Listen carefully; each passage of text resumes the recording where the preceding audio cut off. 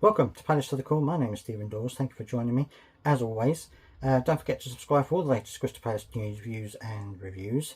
Got Bruce the Spruce, who is with me today. He's going to be with me for the Christmas period. Need to brighten him up a little bit. He looks a bit dull over in the corner there. Yeah, he's here with me today, and he's going to be with me until Christmas. So look forward to seeing him changing his gear as we go along.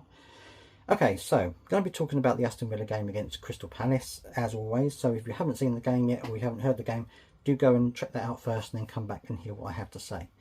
So a couple of changes. We had Devaney, who had a great game, or a good game in the previous game that he played, and also Aston Sarr. They were ahead of our midfield. We had Will Hughes back in the middle. We had Chet Doucouré in the middle, which is good to see him back as well. Apart from that, it was a very similar side to what we've put out before. So we've got a few players back, obviously, and they were playing, which is good to see. And this was always going to be a tough game. I did say it would be a draw. I know that some people in the comments also said the same thing. And to be fair, it was a very open game. I felt it was one of those games where, you know, to start off with anyway, I think Aston Villa had a fair amount of possession and made it very difficult for us to get anything, to get anywhere. We were trying to catch them on the break, trying to get things moving for us when they lost the ball. But they were, at the first, they were quite good at keeping hold of the ball and keeping possession. But it was a very open game. You know, we'd have the ball and lose it, they'd have the ball and lose it, and it wasn't necessarily a game that I felt that we could grab by the scruff of the neck. We should have done, but I don't think it's a game that we ever really controlled that much. But in the first half, we did get an early goal, and it was Aston Sarr who got away. He was got away. He was challenging with the defender. They were running side by side. Managed to put a good shot past the goalkeeper to make it 1-0.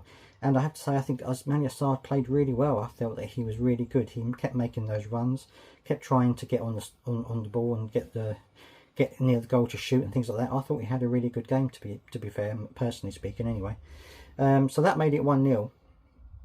And but I didn't feel as though we were in control of the game the whole time. I felt that there was a possibility that Aston Villa would get back into it, because I just felt as though they were, you know, I felt as though we were a little bit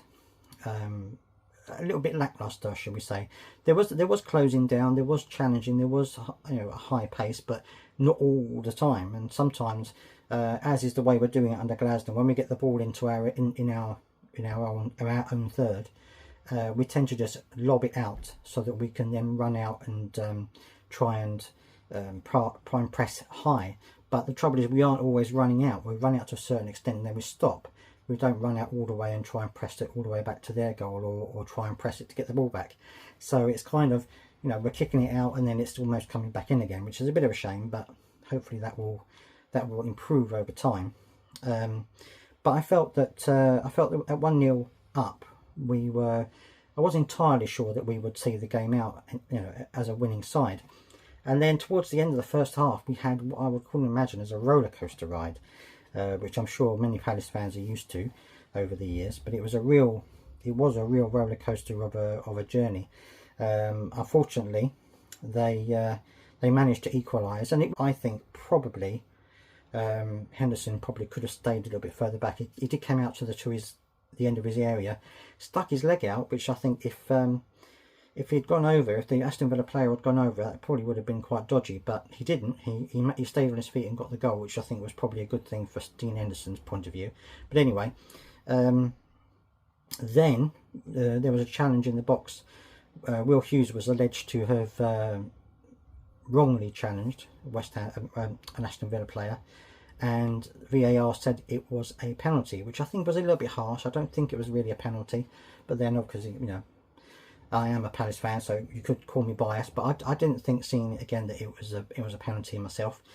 Anyway, Dean Henderson pulled off a really good save, one-handed save to get it up and over the bar. So really good from him, and you could see how much it meant to him and how much he was celebrating with the fans. Absolutely fantastic. And then a little bit after that, we managed to get a goal ourselves to make it 2-1, and it was a good goal. It was a great little goal, and I think that, you know, and then it was Devaney You know, the ball came across, again it was Sarr running down, put it across, JP missed it, and Devaney hit it with his wrong foot, with his right foot, curled it into the goal, and I think it was a very good goal. Really pleased for him, because I thought he played quite well in the game, and I felt that he is he seems to be settling in quite well in the first team, so I'm hoping that he may get a kind of a longer run of games, because I think he actually did really well, and it was a good goal. It was a good placed goal. So yeah, so that was 2-1, and then it was the first half gone, and I thought that actually, again, I still didn't feel completely secure. In half, I think it was very much an open game again, because we were, you know, again, we were trying to keep the ball. We weren't always doing a great job of doing that. Sometimes we were giving the ball away too cheaply again. We did, again, create chances. We created chances in the game. I think it was something like, well, it was double figures, the number of chances that both teams created. So it was a fairly open game, but I just think that again, we didn't quite always take our chances the way we should have done.